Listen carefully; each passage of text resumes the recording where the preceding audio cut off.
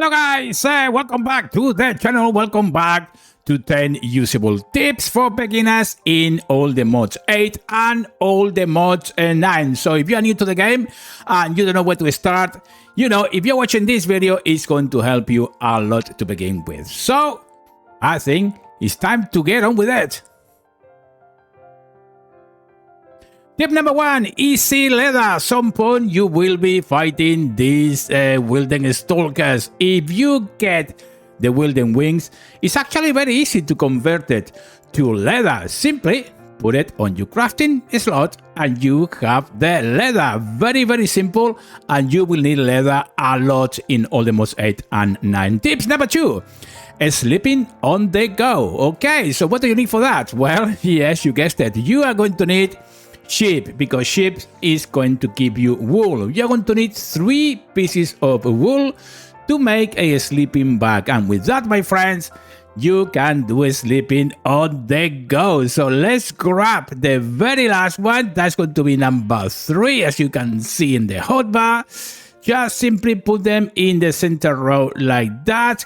Make sure that you have selected the sleeping bag, and there you have it. We have sleeping on the go. Tip number 3, skip daytime. Oh yes, if you are the one that like going at nighttime hunting, well, you need to do it. And as you can see, we can actually create some hammocks, and hammocks will help you to skip daytime as you do with the bed at nighttime. As you can see, very easy to make a couple of sticks on a string and wool. Very, very easy. Let's make one of those very quickly. And in addition to that, you are going to need as well, yes, you're going to need rope and nails that come as a kit. Without that, you won't be able to use the hammock. So once you got it, you need to have 2 pieces of log in either side with a separation of 4 logs in between. Place the rope and nails in both sides, and voila! Now, my friends, you can skip the daytime.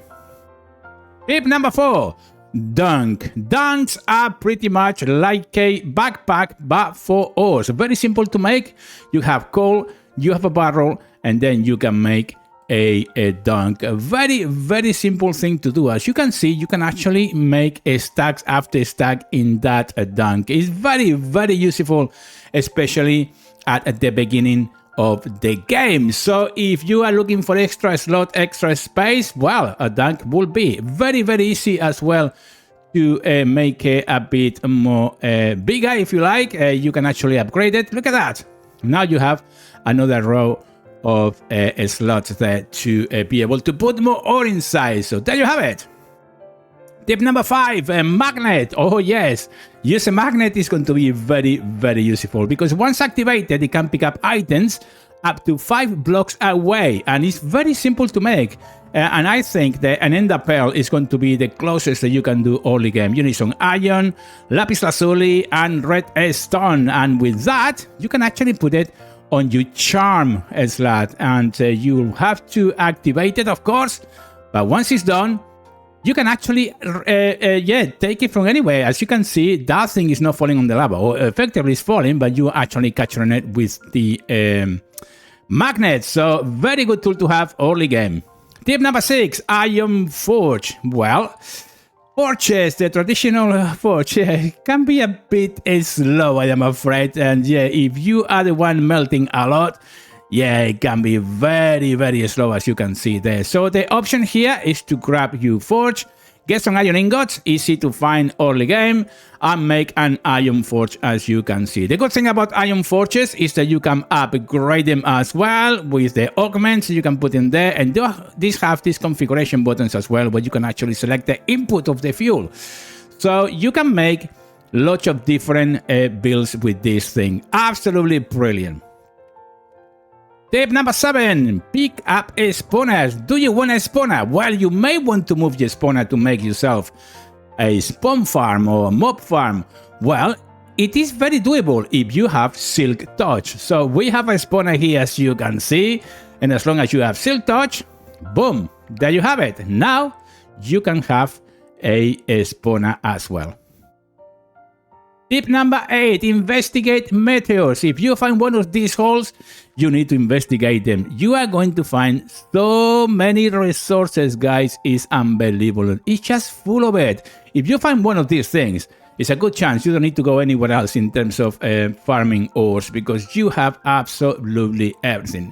One good thing that this thing have as well is that if you actually cave into the center of it, you will be able to find very cool stuff, including chests. Sometimes you can actually find, and I think it's really important that don't miss on this opportunity. We are going to find as well a cube, a mysterious cube on the top of this thing. So it's really important, guys, that if you see a meteor, just do a bit of excavation into it and try to get this thing, because eventually you are going to need it. That is for sure. And yeah, we are going to leave that for another episode, but this mysterious cube can be very, very useful at some point in your gameplay. So as you can see, we are getting all the good stuff in here. Yes, let me make some space to make sure that we get everything right in here.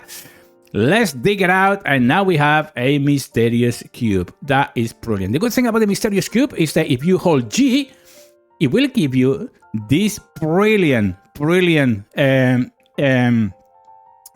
to do with it. That's what I'm trying to say, guys. So you know, have a good read, and all the things that these things can do is pretty cool. So as I said, hold G on it. Look the amount of things that you can actually read about the mysterious cube. Tip number 9, Nature's Compass. Probably one of my favorite tools in here. Very easy to make as well. You only need 4 logs, 4 saplings, and a compass. And this thing, guys, is absolutely brilliant. So if you are going to try to find a specific biome, well, use this thing. This is absolutely excellent, and I'm going to show you how it works in a minute. So that is my Nature's Compass, as you can see. All good, and the next thing that you do is right click on it and look the amount of biomes that is exposing. Good thing as well is that you can actually have a search bar that you can search which biome you want, but as you can see, you have so many biomes that you can actually go. So I'm going to go for the Archwood Forest. I would like to know what that is, and as you can see up on the top left corner, yes, a distance of 1214 blocks, the coordinates, the biome, and the status has been found. You can actually see as well on the actual compass, it's a little needle there that tells you the direction that you should take. As you move, that needle moves with you. So that is the way to go, and this is one of my favorites, guys. So don't take it for granted. Tip number 10, Enderpels. Are you looking for Enderpels? Well, you can use the Nature's Compass as well in the Nether, and that, my friends, is a really good tip that I can give you, because by doing so, you can actually find the Enderman biome, which is going to be pretty cool if you are farming specifically for Enderpels, which you will need to do at some point. So the Warped Forest is there, as you can see. Start a search, and the mechanics is exactly the same as you do on the normal world. So there you have it. We are back here now. We have all this Enderman in here. This is the actual biome, and oh yeah, we have 2 Endermans in there, as you can see. Oh man, this Nature's Compass, it really is a very nice little tool to have early game. And let's face it, you can actually make it very early in the game. So don't take it for granted. Use it. Will be very helpful.